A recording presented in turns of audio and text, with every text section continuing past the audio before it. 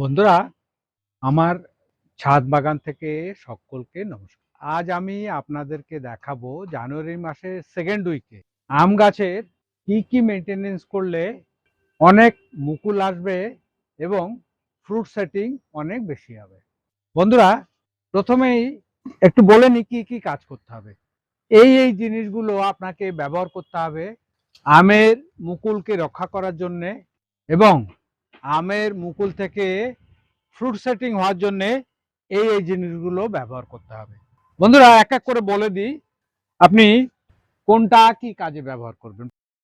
জানুয়ারি মাসের সেকেন্ড উইকের শেষের দিকে আপনারা প্রথমে এইটা স্প্রে করবেন, এই একতারা 1 গ্রাম 1 লিটার জলে গুলে স্প্রে করলে আপনার মিলি বা গাছের থেকে দূর হয়ে যাবে, থাকবে না, আর শোষক পোকা আসতে পারবে না।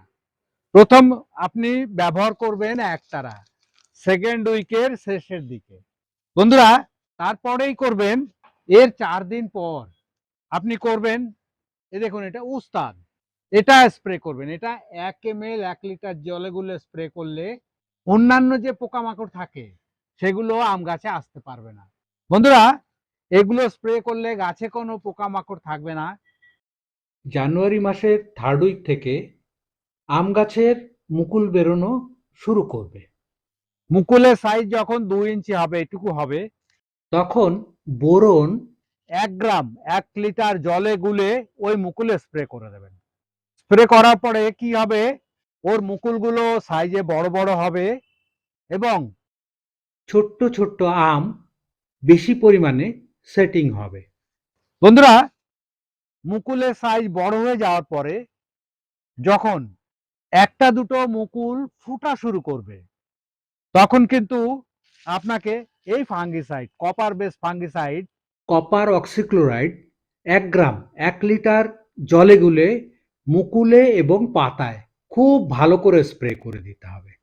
এটা কি করবে, মুকুলটাকে পচা ধসার থেকে রক্ষা করবে এবং এটাও আপনার ফুল থেকে ফল আসায় সাহায্য করবে। বন্ধুরা, আরো কতগুলো ন্যাচারাল জিনিস আছে, সেগুলো থেকে বাঁচতে কি কি করবেন আমি আপনাদের বলে দিচ্ছি। প্রথম হচ্ছে, জানুয়ারি মাসের থার্ড উইক থেকে আমের মুকুল বেরোনো শুরু করবে।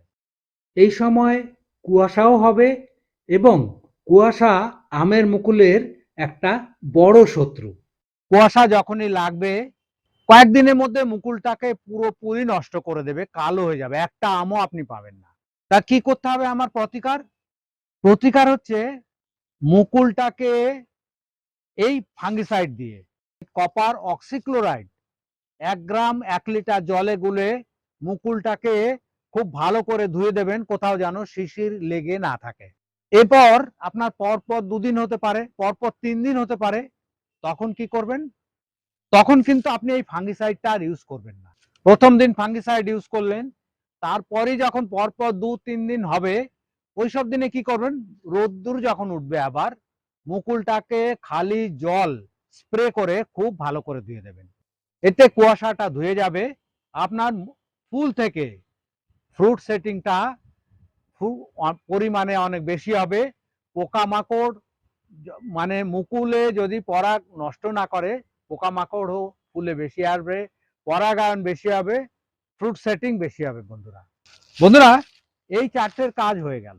আপনি যাদের ছোট ছোট গাছ আছে তারা কি করবেন, যদি ওই সময় বৃষ্টি নামতে পারে, বৃষ্টি নামলে চেষ্টা করবেন গাছটাকে ঢেকে দিতে।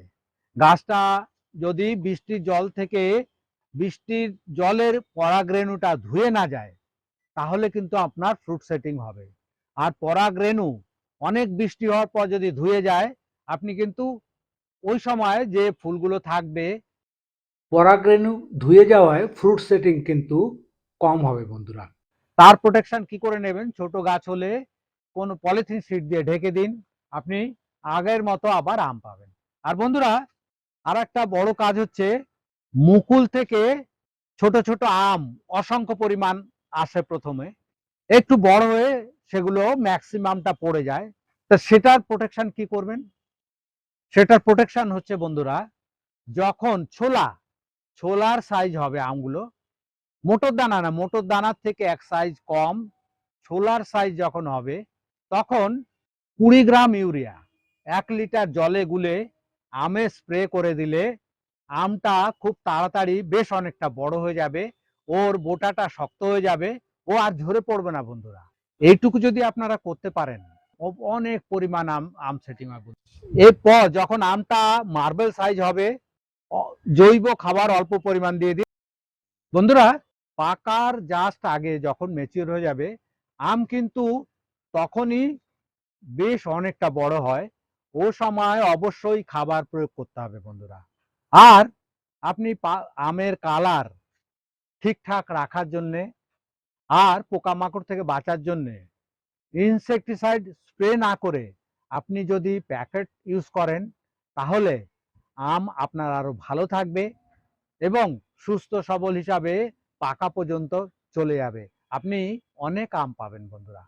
বন্ধুরা, ভিডিওটি যদি ভালো লাগে তবে লাইক শেয়ার কমেন্ট অবশ্যই করবেন এবং চ্যানেলটি সাবস্ক্রাইব করে অবশ্যই উৎসাহ দেবেন বন্ধুরা। আজ এ পর্যন্ত। সম্পূর্ণ ভিডিওটি দেখার জন্য সকলকে ধন্যবাদ বন্ধুরা।